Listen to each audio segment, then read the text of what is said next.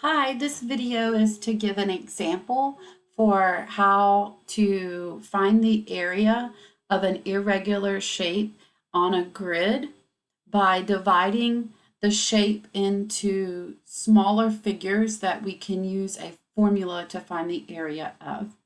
So here I have several options. That's one thing to remember is there's more than one right way to divide up this shape.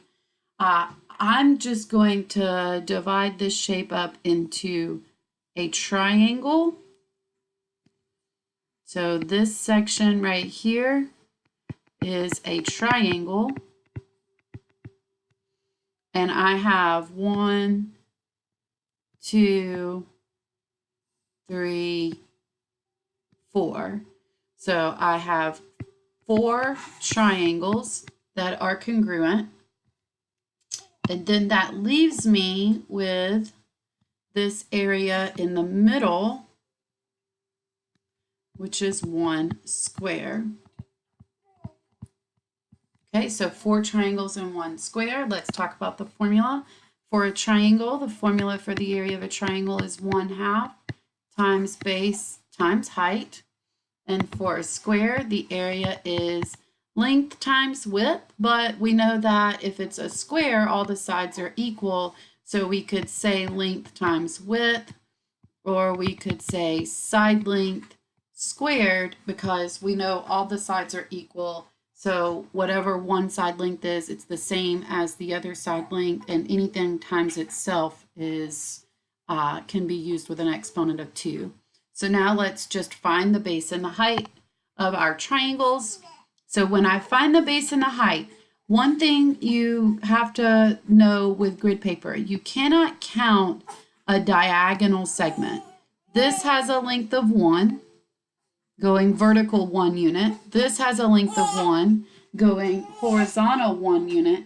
But if I go through the inside of a square, this does not have a length of 1. So just know that we can only count horizontally and vertically.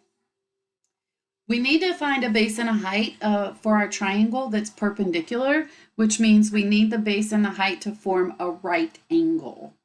So the only way I can do that in an acute triangle, and this is an acute triangle, all 3 angles are acute angles less than 90, is I can create a height that is perpendicular to the base.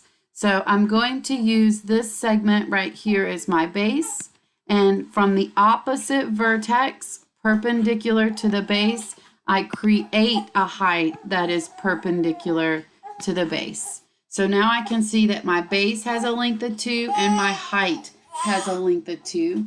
So when I go over and I plug that into my formula, I'm going to do 1/2 times 2 times 2.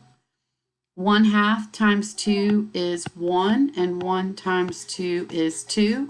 So 2 units squared. Each triangle, each of those 4 triangles has an area of 2 units squared.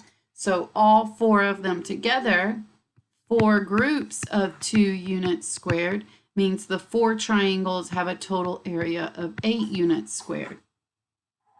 The square in the middle has side lengths of 2, so we see that 2 squared, or 2 times 2 is 4. So that area is 4 units squared.